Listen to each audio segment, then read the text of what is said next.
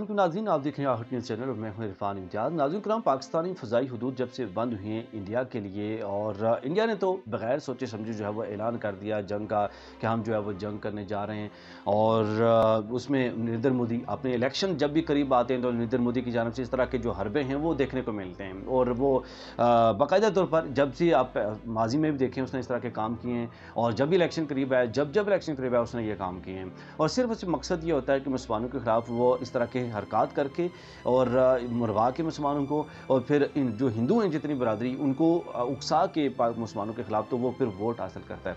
इस बार भी उसने ये काम किए हैं, लेकिन अब इंडियन एयरलाइंस को इतना ज़्यादा नुकसान उठाना पड़ रहा है कि यौमिया 20 करोड़ रुपए का नुकसान हो रहा है इंडियन एयरलाइंस को। और जब से एयर जो फ़ज़ाई हदूद है वो बंदिश हुई है उनकी, और मुतबादिल रास्ते के तौर पर उनको जो है एक लंबा और तवील रास्ता अख्तियार करना पड़ा है इंडियन एयरलाइंस को, जो कि परवाज़ें जो जाती हैं जिनको शुमाली अमेरिका, यूरोप, बरतानिया, मशरक़ वस्ती में जाना पड़ता है। चूँकि अब वो पाकिस्तान के फ़ज़ाई हदूद इस्तेमाल कर रहे थे, लेकिन अब पाबंदी लगने की वजह से जो है उनको रास्ते जो है बदलने पड़ रहे हैं और बहुत लंबे रास्ते अडॉप्ट करने पड़ रहे हैं। परवाज़ों का दौरानिया उनका बहुत ज़्यादा पड़ रहा है, और फिर इसी वजह से ईंधन उनका बहुत ज़्यादा खर्च हो रहा है। जहाँ पे हाफ ऑफ द ईंधन उनका खर्च होता था या फ्यूलिंग हाफ ऑफ दी खर्च होती थी, अभी उसका डबल जो है वो खर्च हो रहा है। और दूसरी बात, मुसाफिरों को ताख़ीर का भी सामना करना पड़ रहा है बहुत ज़्यादा। फिर रोज़ाना इसी वजह से जो एक एस्टिमेट सामने आया है वो 20 करोड़ के करीब उनको नुकसान जो है वो उठाना पड़ रहा है। और इस वजह से फिर उनके जो किरायों में वो भी इजाफा जो है वो अभी एक्सपेक्टेड है, ताहाल जो है इजाफा नहीं करना पड़ा किया जा सका, क्योंकि जो मुसाफिर हैं उनकी जानब से एहतजाज किया जा रहा है कि हम जो है वो इजाफी किराया नहीं देंगे।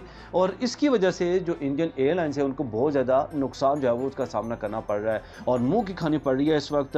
इंडियन एयरलाइंस समेत दीगर भी बहुत सारे इदारे हैं जो कि इस वक्त बहुत ज़्यादा मुश्किलात का बायस है। नाज़रीन, करेंसी के साथ साथ डिस्कस करता चलूँ कि गुज़श्ता दिनों में जब जिसको अब तक जो इंडियन जो आर्मी चीफ हैं उसको भी जो है वो मुस्तफ़ी होना पड़ा, और इसके साथ साथ एक और भी कमांडर है जिनको मुस्तफ़ी होना पड़ा, और दो अहम ओहदों पर फाइज जो उनके बड़े बड़े नामी ग्रामी उनके जो एक तो जनरल थे और दूसरे जो है वो लोग हैं उनको मुस्तफ़ी होना पड़ा। सिर्फ और सिर्फ वजह ये थी कि जब उस दिन मीटिंग बुलाई गई तमाम तर पॉलिटिशियन की जानब से, बीजेपी की पार्टी की जानब से, नरेंद्र मोदी की जानब से, तो उस दौरान जनरल जो उनका जो कमांडर था जिसने लीड करना था इस सारे प्रोसेस को, तो उसको जब बुलाया गया तो उसने साफ इनकार कर दिया कि हम पाकिस्तान के खिलाफ जंग नहीं लड़ सकते, क्योंकि पाकिस्तान के पास इस वक्त सबसे लेटेस्ट इक्विपमेंट हैं वो मौजूद हैं, हम उनका मुकाबला नहीं कर सकते। और वो जो एटमी ताकत है और उसके पास जो जो चीज़ें वो हमारे पास नहीं है, और हम जो है किसी भी सूरत में नहीं मुकाबला कर सकते। हमारे पास फ़ौज उस तरह की नहीं है, हमारे पास उस तरह के काबिल जो है ना वो जो पायलट हैं वो नहीं है, जिस तरह के लेटेस्ट उनके पास हथियारें हैं, जिस तरह के उनके पास मिसाइल सिस्टम है,